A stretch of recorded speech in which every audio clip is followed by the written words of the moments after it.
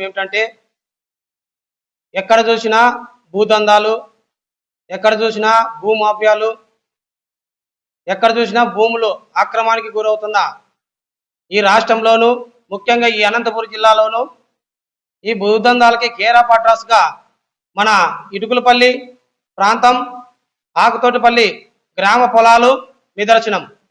ఎందుకంటే ఇక్కడ ఎప్పుడైతే యూనివర్సిటీ ఆకుతోటిపల్లి డెవలప్మెంట్ అవుతూనే అక్కడ ఉన్నటువంటి స్థానిక ఇటుకలపల్లి పోలీస్ స్టేషన్లో ఉన్నటువంటి సిఐ హేమంత్ గారు, ఎస్ఐ విజయ్ కుమార్ గారు, తర్వాత ఏఎస్ఐ కృష్ణప్ప గారు, వీరు ముగ్గురు కుమ్మక్కై అక్కడ ఉన్నటువంటి పేద రైతుల్ని ఏవైతే భూములకి రెక్కలు వచ్చాయో, అక్కడ ఉన్నటువంటి ఏవైతే భూములు ఉన్నాయో ఆ భూములపైన కన్నేసి భూ వివాదాలు సృష్టిస్తూ వీరందరికీ కేర్ ఆఫ్ అడ్రస్ గా ఒక వ్యక్తిని పెట్టుకున్నారు, చంద్రమోహన్ రెడ్డి అనే వ్యక్తిని.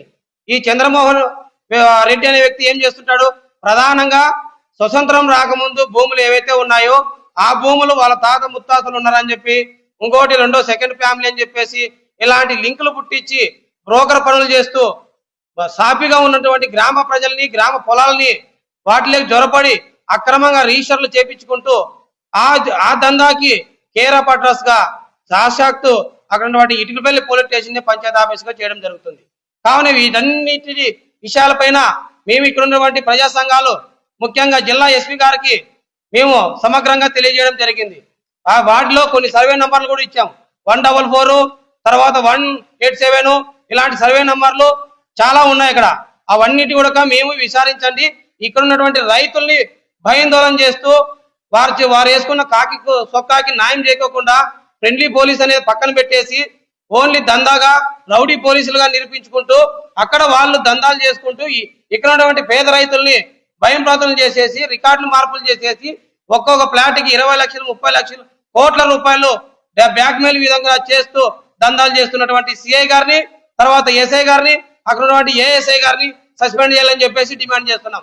అంతేకాకుండా స్థానికంగా అక్కడ ఉన్నటువంటి ఆకుతోటపల్లి నారాయణ రెడ్డి వారి కుటుంబాన్ని మేము కూడా ఎన్నో సార్లు ఆ గ్రామంలో మేము విచారించుకున్నాం. వాళ్ళు ప్రజా ఉద్యమకారులు, తర్వాత ప్రజల కోసం నిరంతరం పనిచేస్తున్నటువంటి కుటుంబాల్లో వారు ఏదో ఒక ల్యాండ్ 20 సెంటు రోడ్డు సమీపంలో కొన్నందున అక్కడ ఉన్నటువంటి రొట్టి కులసులు కాబట్టి బీసీ కులాల వాళ్ళని అక్రమంగా సృష్టించు ల్యాండ్ రికార్డులను సృష్టిస్తూ ఆ ల్యాండ్ లేకి నారాయణ రెడ్డి కట్టడానికి నిర్మించుకోవడానికి ఏదైనా వెళ్తే అతనిపై బెండ్ ఓవర్ కేసులు, అక్రమ కేసులు కడుతూ ఈ సిఐ గారు బెదిరింపుల చర్యలకు దిగుతున్నారు. అంతేకాకుండా మొన్న ఒక జేసీబీ తీసుకొని అతని ల్యాండ్ లో వర్క్ చేసుకుంటుంటే ఆ జేసీబీ ఓనర్లను కూడా బెదిరించి ఆ జేసీబీని కూడా పోలీస్ స్టేషన్ కి రప్పించుకొని ఒక రోజంతా పోలీస్ స్టేషన్ లో పెట్టుకొని ఎలాంటి కేసు కట్టుకోకుండా మరి అదే జేసీబీతో అక్కడ ఉన్నటువంటి ఎస్ఐ విజయ్ కుమార్ తోటలో పని చేయించుకోవడం ఇది వాస్తవం. ఇవన్నీ పోలీస్ డిపార్ట్మెంట్ ని అడ్డు పెట్టుకొని, ఈ పోలీస్ చట్టాన్ని అడ్డు పెట్టుకొని ఇక్కడ దందాలుగా వ్యవహరిస్తున్నటువంటి చర్యలు, ఇలాంటి దుర్మార్గమైన పనులకు కేర్ ఆఫ్ అడ్రస్ గా ఉన్నటువంటి సిఐ, ఎస్ఐ, ఏఎస్ఐల పైన వెంటనే చర్యలు తీసుకోవాలని చెప్పేసి ఇక్కడ ఎస్పీ గారికి తెలియజేసినాం. తర్వాత కలెక్టర్ గారికి కూడా తెలియజేస్తున్నాం. అలాగే హోమ్ మినిస్టర్ గారికి కూడా ఒక లెటర్ పంపించాం. అలాగే హ్యూమన్ రైట్స్ కూడా పంపించాము.